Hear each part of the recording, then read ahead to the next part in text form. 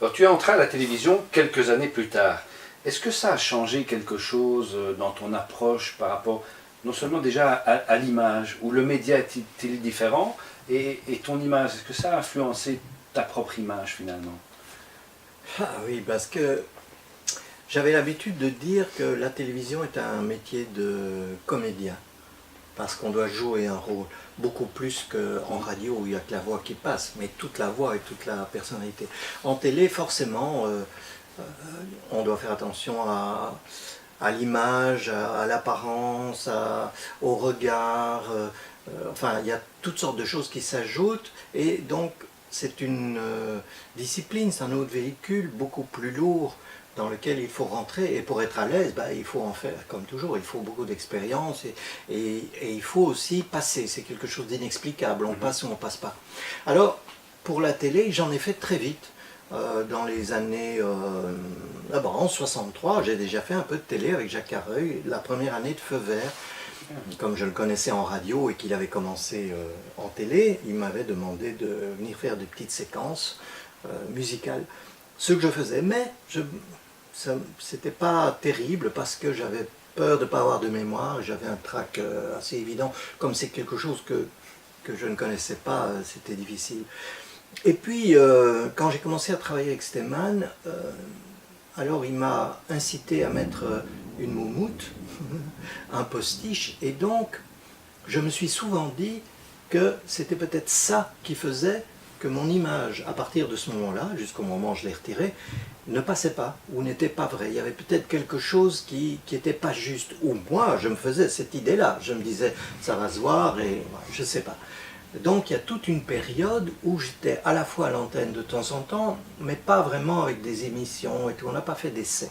Et j'étais souvent off, comme par exemple dans les concours Eurovision de la chanson que j'ai fait pendant 6-7 ans, mais j'étais en voix off. Et quand on a commencé le jeu des dictionnaires en radio, c'est à ce moment-là que ma nouvelle femme m'a conseillé peut-être d'essayer, qu'elle m'avait vu sans, elle m'avait dit, tu sais, ça devrait être bien. Il a fallu un lobbying sérieux de mes enfants et de mon entourage pour que ça arrive, et puis bon, je l'ai fait, et du coup, en effet, pour le jeu des dictionnaires, mais comme ça passait mieux au jeu des dictionnaires, c'est là qu'on a fait appel à moi pour Fort en tête, qui a été pendant 10 ans une très grosse écoute de soirée et qui a changé. Alors, tu parlais de l'image que j'ai de moi, c'est-à-dire qu'à ce moment-là, j'ai commencé à apprendre comment on pouvait jouer un rôle en restant soi-même. C'est-à-dire en ayant des fous rires, par exemple, et en jouant le jeu de la vérité. C'est-à-dire que si on se trompait, on disait, bon, on s'est trompé, mais sur l'affiche, j'avais barré, etc. Je disais qu'il fallait que ce soit la vie, il ne fallait pas qu'on apprenne par cœur et qu'on fasse les trucs. Et au fond, les essais ou les émissions de télé que j'ai faites, Scooby-Doo par exemple, tout ça a été dans cet esprit-là. Au fond, je n'étais bien dans les romans, dans l'écriture, dans la presse, en télé et en radio, et même sur scène, et même surtout sur scène, que quand il était question de ce que je connaissais, de ce que j'étais, de ma vie. C'est ça au fond. Ça se résume à ça. Quand on est soi-même, c'est comme ça qu'on peut faire des choses. Est-ce que tu regardes la télévision? Et si oui, qu'est-ce que tu regardes comme genre d'émission? Qu'est-ce que tu penses de la télévision d'aujourd'hui? Je ne sais pas si on peut dire la télévision d'aujourd'hui, avec le net et tout. Donc, parce que je suis... Alors, évidemment, les télés généralistes, moi je ne suis pas de ceux qui les regardaient déjà non-stop en disant je suis fidèle à telle chaîne ou à telle chaîne. Donc je picorais déjà. Actuellement c'est fait pour picorer, y compris avec les chaînes thématiques. Donc je regarde la télévision comme tout le monde j'imagine, ou le net comme tout le monde, c'est-à-dire que quand je me dis tiens qu'est-ce qui s'est passé dans le monde, il y a un référendum, je vais allumer, selon l'endroit où je me trouve. Ici dans mon bureau, je regarde la télé et je vais sur une chaîne d'information non-stop. Là, je suis sûr que j'aurai l'information dans les 10 minutes. Si je me dis, tiens, j'ai une heure où je voudrais penser à autre chose, ben, je vais sur Netflix, auquel je suis abonné, et je vais dans un film d'animation, par exemple, pour changer les idées. Ou je vais sur Arte, ou je vais sur la chaîne Voyage pour voir une émission que j'aime bien, par exemple, où le gars a 3 caméras, là, de Maximi, 3 caméras, et où il essaie d'aller dormir chez quelqu'un. Bon, il y a un petit quelque chose qui me plaît. Je suis assez difficile avec la façon de s'exprimer, évidemment, dans nos chaînes, surtout belges, par la force des choses, mais pas seulement que belges, avec tous les tics de langage, les fautes, etc. Ça, j'ai un peu de mal, mais par une déformation professionnelle. Je n'écris pas en leur disant ne faites pas ça ou faites ça, parce que je suis le premier à savoir que les fautes d'aujourd'hui peuvent devenir la règle générale demain. La langue est une chose qui évolue aussi vite que enfin, pas aussi vite, mais qui évolue avec la société, pas aussi vite justement. Alors, le problème de l'évolution de la langue, ou de l'image, ou de la façon d'être, c'est un vaste débat. Hein. Donc en télé, alors je suis plutôt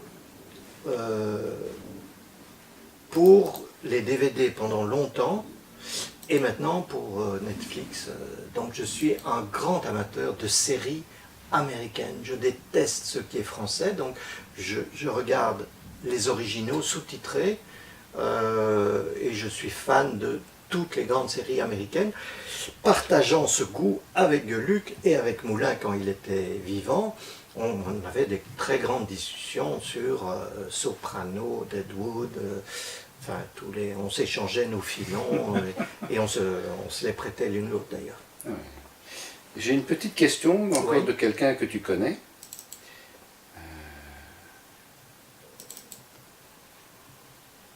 Ah.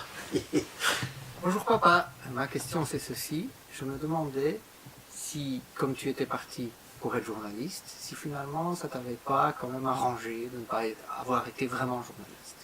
Merci. C'est pas tout à fait juste ce qu'il dit, parce que je suis toujours resté journaliste. Donc, mais je pense que ce qu'il veut dire, c'est journaliste pour la presse écrite. Oui.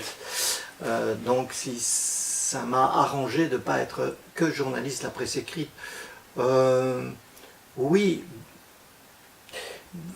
j'ai toujours été multimédia. Depuis chaque fois qu'un média s'est ajouté, ou une manière de s'exprimer que je pouvais faire, évidemment, je l'ai ajouté. Encore maintenant, j'ajoute scénario de bande dessinée, c'est un truc que j'ai jamais fait. La scène, j'avais jamais vraiment fait de scène, etc. Donc chaque fois, j'ajoutais des choses en me disant, peut-être je peux le réussir et je m'exprimerai dans ce média-là. Donc, au départ, journaliste de la presse écrite, ça me plaisait, mais je considérais déjà à l'époque que l'écriture, écrivain et journaliste, les deux, faisaient partie du siècle précédent presque, je dirais, qu'on entrait évidemment dans l'audiovisuel.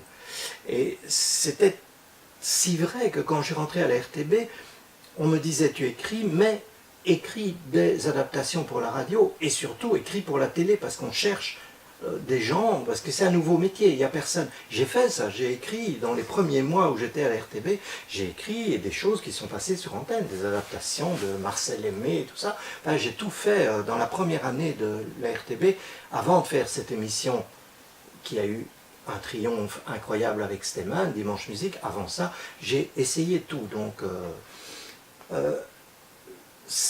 mais comme on m'avait donné comme conseil, Benoît Kersin qui m'avait engagé, qu'il fallait absolument que je continue à écrire et à lire tous les jours, je l'ai fait. J'ai continué à écrire tous les jours. Et puisque j'écrivais tous les jours, pourquoi pas écrire des articles? Donc les articles ont changé de sens. J'ai écrit sur la musique, sur les chansons, puisque je programmais aussi. J'ai essayé de tout entremêler pour que tout soit efficace.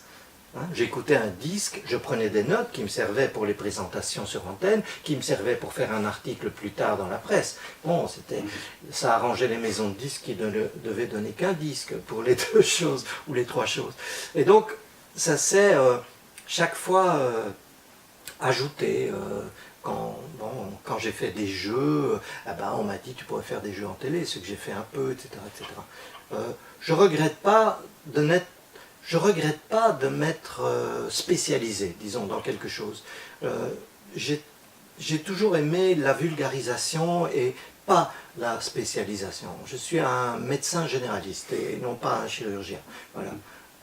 Ni un pédopsychiatre.